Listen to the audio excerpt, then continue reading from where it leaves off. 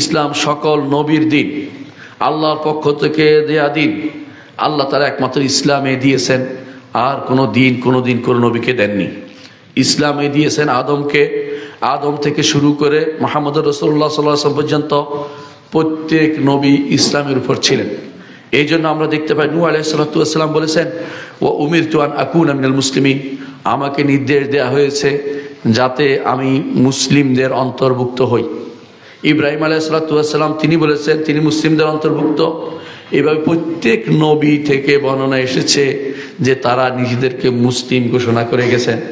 এমনকি ইয়াকুব আলাইহিস সালাতু ওয়াস সালাম তিনি ওসিয়ত করে গেছেন, ফালা তামুতুন্না ইল্লা ওয়া আনতুম মুসলিমুন, মুসলিম না হয়ে কেউ মারা যেও না।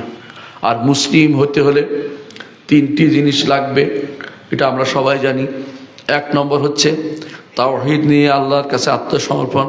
দুই নম্বর হচ্ছে আনুগত্যের জন্য মাথা পেতে দেয়া, যা নির্দেশ দিবে সেটা মেনে নেয়া। তিন নম্বর হচ্ছে শিরক এবং মুশরিকদের থেকে নিজেকে বিমুক্ত ঘোষণা করা।